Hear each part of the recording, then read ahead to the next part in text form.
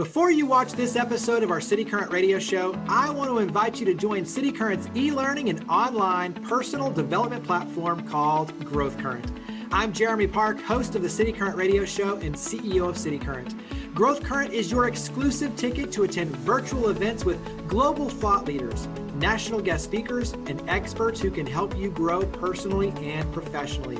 It gives you access to success secrets, lessons learned, learning modules, and so much more. Being online, you can join us from anywhere in the world. Subscriptions are only $8 a month, or you can do bulk subscriptions for your team. Check out growthcurrent.com to learn more and to join us in our efforts to power the good. And now, on to the show. Welcome back to the City Current Radio Show. I'm your host, Jeremy Park. We're honored to be with our next guest, our good friend, Glenda Hastings. She is the owner of Napa Cafe. Glenda, how are you doing? Excellent. Thank you so much, Jeremy. It's so nice to see you. Absolutely. So amazing story in terms of what you're doing with Napa Cafe, the pivots with COVID-19 that you and your team are making, and you're doing some really innovative things, and we'll talk about that. But for starters, hopefully everyone knows Napa Cafe. Hopefully they've, witnessed your amazing team in action and had your delicious food. But give us a little bit of context. Give us some history for Napa Cafe. Well, going into 23 years next year, and I can't even believe it. That is, I think there was a decade that I lost between when I remember owning the restaurant for like 6 years, and then suddenly it was 17, and now it's going into 19 years, 20 years, kind of pushing that time. So there was about 10 years I must have been buried in the sand somewhere, and have my head down and doing the work. So.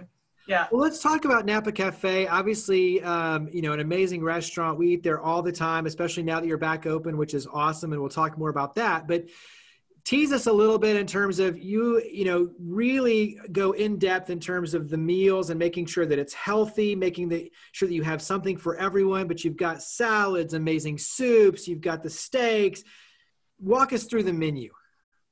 Well, I like the menu to have a little bit of everything depending on whatever mood I would be in, because I'm feeding so many guests in so many different moods that they may be in. So I found that what I love oftentimes is what a guest loves. And that can be, one day it can be something very comforting and very, just kind of want to have like something like the short ribs or the pork chop.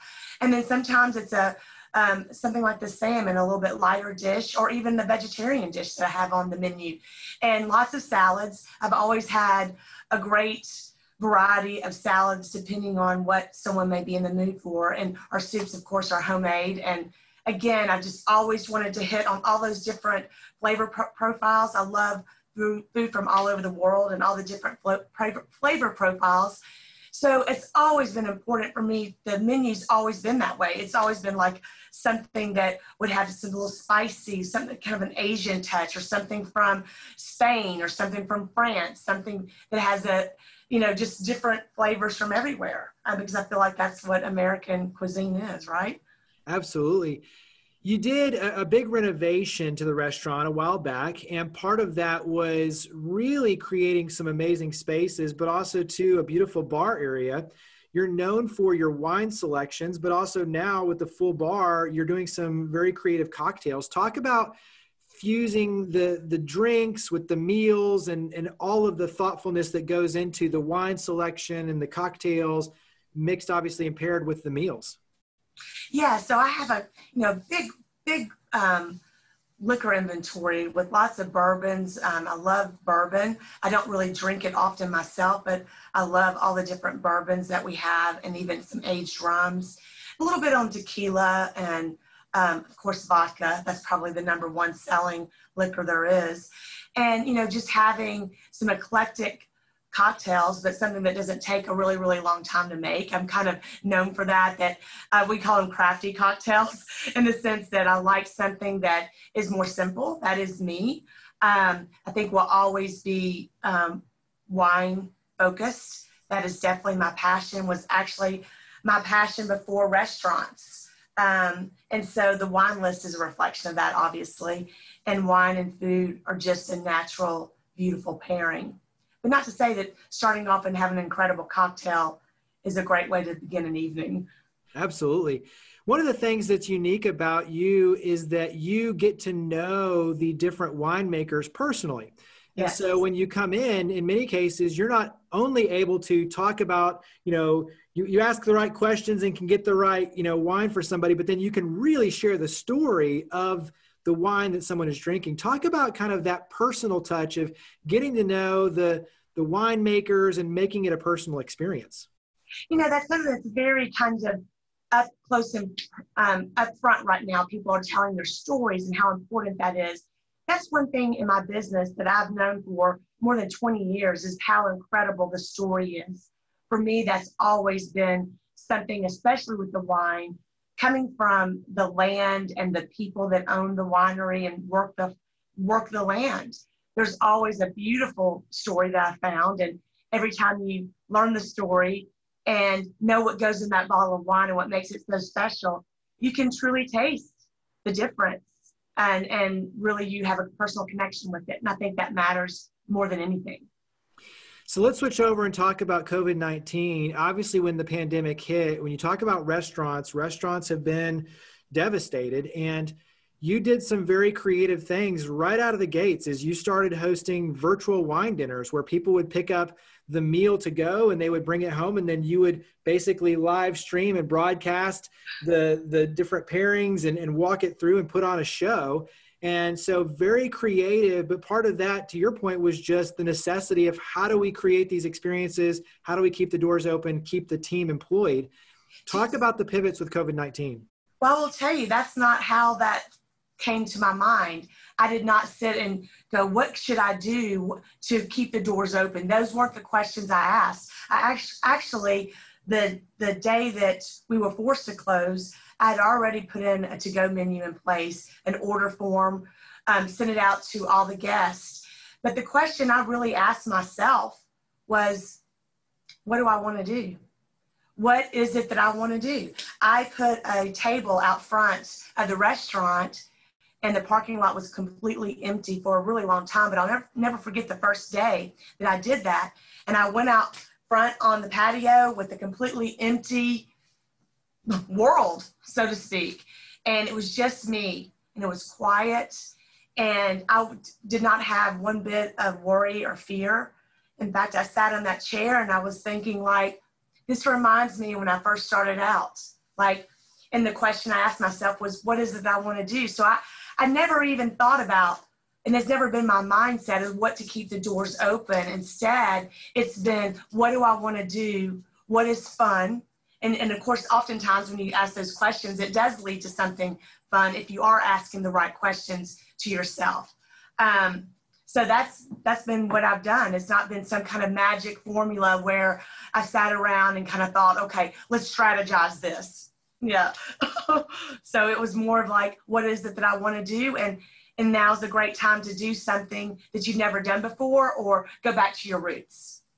Talk about what it's meant for your team, because you've seen the enthusiasm pick up with your team. You've seen it galvanize. You've obviously learned a lot about putting together shows, in essence, in terms of meal preparation and shifting from an in-person to then obviously where they're picking it up and having to prep and then now being back open again. So you've gone through a little bit of a roller coaster ride, but talk about your team and managing through.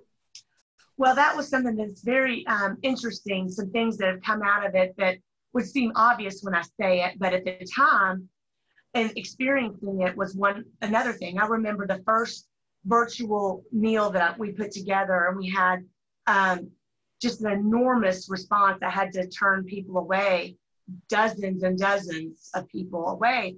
And when I went to execute it, and, a couple of days in advance, I would have these meetings with everyone. And the whole, like you said, the whole staff, the whole team is watching me do something that I'd never done before.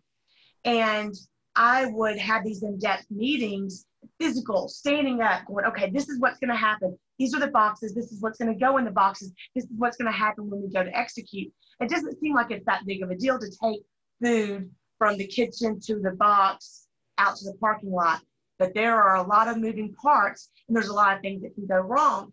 And I remember the first couple initial meetings, I could see, they didn't say it, but they almost looked super perplexed, like, why on earth is she going through this much? Like, it doesn't have to be this, difficult.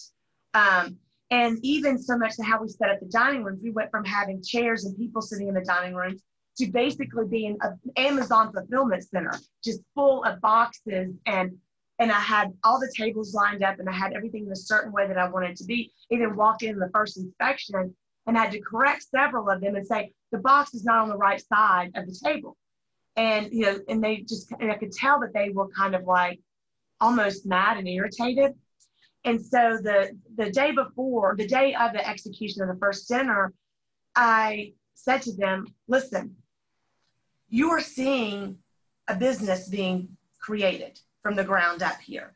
That's something that you never saw me do before. You've walked into a business that's already there.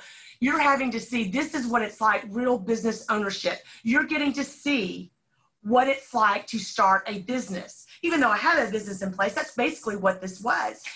And when we went to execute and we were done with it, they came up to me. It wasn't just one. Like, they all just were like, we cannot believe what we just executed. We cannot believe what just transpired here. We now get it, why you are so particular about every single detail, because they executed it flawlessly. And that was such a win for them. And I love seeing them learn from that and see, this is how you do things. It's never like an easy point, from point A to point B, right? I mean, after you're doing it for a while, it should be, right? But when you're starting something out, it should look a little insane. Well, if you're talking, when you did the math on it, it was thousands of steps to get to the result. So it was, I think it was a Cinco de Mayo dinner that I did. And that was extra intense. And then when I ended up, I thought, why? Because I always like to think, okay, why? What was different about this? When I looked at every single to-go container, lid, bag, every bit of packaging, all the food, all the situations, it was, I think, over 4,000 moving parts.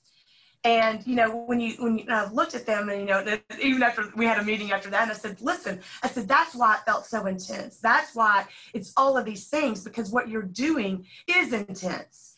We're not set up to execute these things. And if we were, we would have things set up differently, so it wouldn't feel that way. But everything pretty much in the beginning is going to feel that way when you start something from the ground up, right? Yeah. Well, and I think that's why I want you to share that story, is when you look at what restaurants and just businesses right now are going through, really, to your point, having to completely restart and reinvent and figure new things out. And it's like you said, we're all in this together, and we are literally trying anything we can to make this thing work. And it is a learning experience all the way through. But I think to kind of see behind the veil, to see what goes on, all those moving pieces, is important to understand what we're all going through. What would you want everyone to know right now, knowing that the restaurant is open, so you're back open? Talk about the hours of operation, but talk about being open now.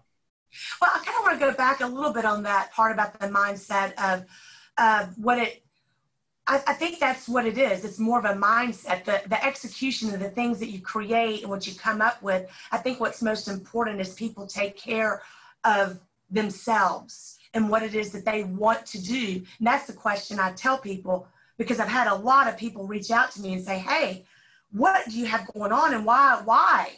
And the why is because I've asked myself very important questions. What is it that I want to do? What lights me up? What excites me? Because if you start, you pivot too much, you're going to end up in a business that you never really set out to do, and it wasn't one that you wanted to do. And so I think it's very important to keep asking those right questions for yourself, all of us. Because, we may find ourselves, 6 months from now going, this isn't something I wanted to do. And so then you have to ask yourself more questions, right? But yeah, so thrilled that I'm open, thrilled that I am doing what I set out to do and what I love to do. Like, I could never even imagine all the things I would have gotten out of the past almost 7 months.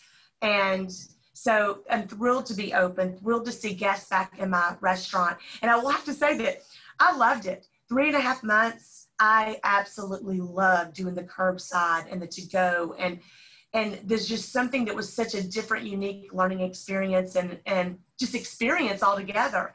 And then I said, okay, I'm done with this. I think it was after the vacation in July, I came back and said, no mas. I'm done with this. And I secretly opened up the restaurant just to see if we remembered how to do it. And that was such an incredible feeling to see guests back in the restaurant and to see the food back on the plates again. That I needed that. I needed that sense of renewal and seeing guests, because that is, I love people. I love experiencing conversations and personal stories with one another. And so having guests back in the restaurant's been incredible. So open right now, Wednesday through Saturday. And the weekends are tremendous. They're amazing. And during the week is not so much. And so until Wednesdays and Thursdays kind of calibrate to being something that's steady, I won't even consider opening up the other 2 days. So. And then talk about making a reservation, going online, and obviously too, you're still doing takeout. So you're doing a little bit of both. So you're open and you are still doing the takeout. So talk about just where to go to get the menu, go online, place the orders, everything. Everything is on napacafe.com. I still have my stay in, dine out menu. And that is also the menu that I have in the restaurant. So it's both things. So, and then I also have like a little meal package on if you do curbside or delivery. So that's nice. You basically get like a free side item, and it's a whole package of getting a salad or a soup and an entree and an extra side item. So I have that. And then of course I have the wine list. We can actually do bottles of wine to go and cocktails, which is great. And I will continue to do the curbside and the delivery and in the restaurant and dining. Yeah. What makes you excited when you look at the future for Napa Cafe? What makes you excited? Knowing that it's not going to look like it's ever looked in a lot of regards. I don't know exactly what that is, but I know there's some new things on the horizon, and I'm not keeping it a secret. I just don't know what that is. I know there's like a little excitement in my belly knowing that, and I said this in March to anybody that knew me, I said, the world is not going to be the same. Our lives are not going to be the same, and the way we conduct both business and our personal lives are not going to be the same. And I love that. That's given me a little extra zest. And so I know that on the horizon, there's some really great things in store. We'll wrap up and talk about it again, but website, social media, phone number, where do we go to make our reservations? Sure. I'd love for you to follow us on Instagram, Napa Cafe, of course, and Facebook. We still do all of that. And I do have an email that I send out every month that gives details, and you can actually sign up for that on the website at napacafe.com. And you can call the reservations. We still answer the phone. That's 901-683-0441. And if I'm not here, I usually have the phone forwarded to my cell phone. So you can get me a lot of the time. So. Well, Glenda, you are amazing, you and your team, and you use the restaurant to be able to give back and make a huge difference here in our community. So we thank you for all you do and appreciate you coming on the show. Thanks for having me.